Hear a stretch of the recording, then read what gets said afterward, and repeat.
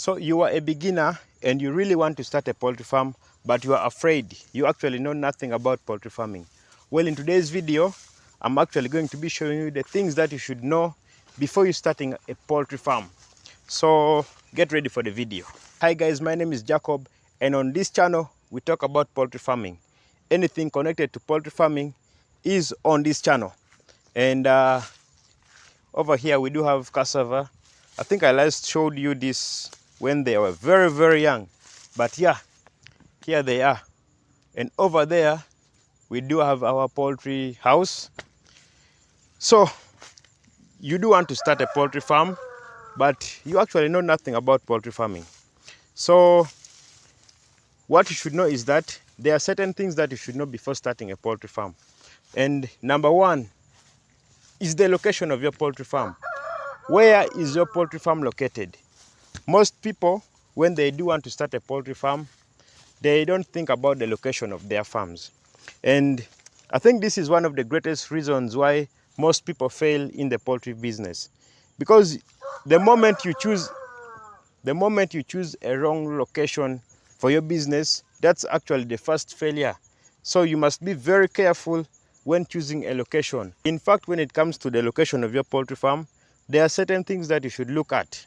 Like for instance, the roads towards your poultry farm, how is the road? And then, accessibility to raw materials. Do you have power? Do you have water? These are the kind of things that you should actually look into very deep. At some point, I had a poultry farmer who started a poultry farm very far in the bush, very far from actually the social services like the roads, electricity. And when it came to dry season, it was hell for this poultry farmer. There was no water because this farmer was actually depending on this water which is in the springs, in the wells, I don't know how they call them. So when it came to dry season, the water all dried up. And guess what? It was very hard for this poultry farmer to actually access water. And at some point, every day you cannot actually move from morning fetching water as a person. So he actually missed a day, and then all of a sudden he lost a lot of birds. So when it comes to looking for a good location for your poultry farm, make sure that you actually look at very many things.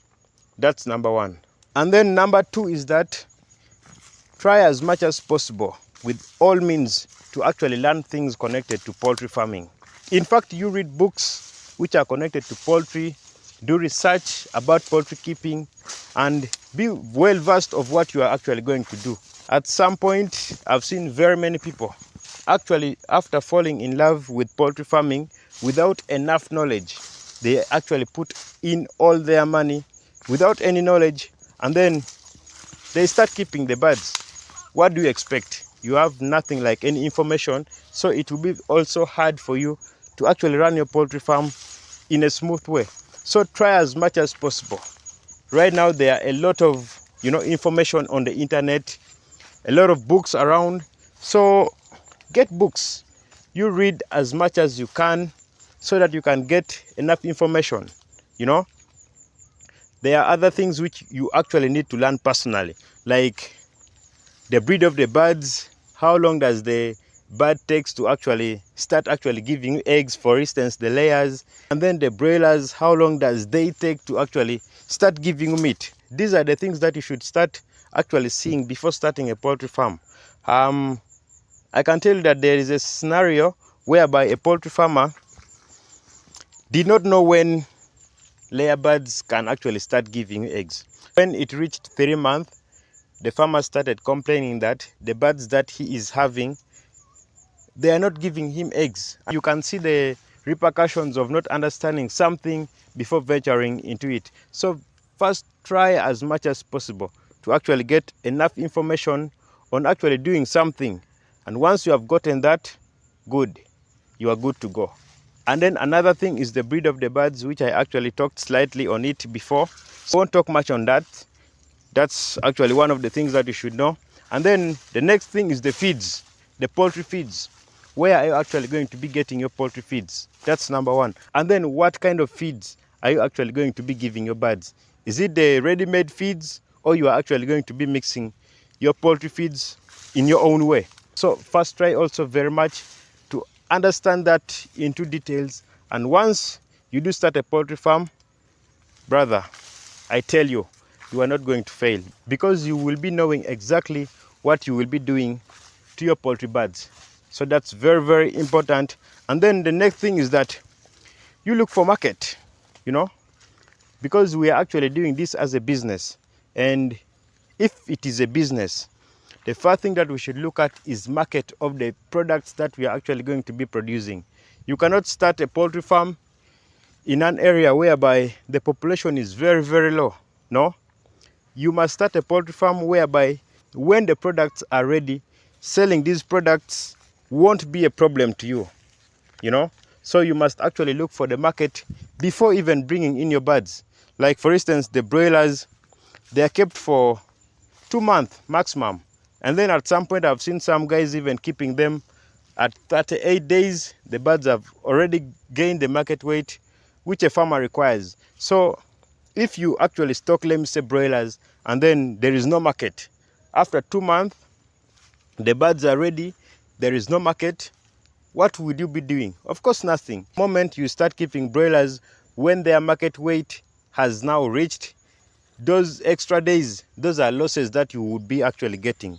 So market is actually one thing which is very, very important. Very, very important when it comes to poultry farming. And as a beginner, you must understand this very, very well. And then another one is the competition, which is minor to me, because poultry products, even if there are very many like what, they can still be sold out. So when it comes to competition, I don't see anything big on that, because in my country, like let me say in Kampala, there are a lot of poultry farms, a lot of poultry farms. But guess what? These poultry farms cannot even supply the market in Uganda. They cannot. So with the competition, I think that's minor. You can actually overcome that. But with these things, when you actually try and then figure out how you can handle them very well, my friend, running a poultry farm won't be a problem. And then the major one, which is very, very important, is the biosecurity. You should not forget when it comes to the biosecurity of your poultry farm. Some of you may be asking that, what is this biosecurity? Biosecurity, these are actually measures which are taken in order to prevent diseases or the spread of diseases on our poultry farms. And examples of biosecurity is having a poultry fence. Take a look. This is now a biosecurity measures. You must have a poultry fence. You must actually restrict visitors on your poultry farm. You must vaccinate your birds. You must have a food dip on every door in your poultry house. So those are actually some of the biosecurity measures that you should take in order to prevent the spread of diseases on your poultry farm. And once you have done that, guys, then what's going to defeat you? Of course, nothing. And yeah, if you haven't yet subscribed to the channel, my name is Jacob.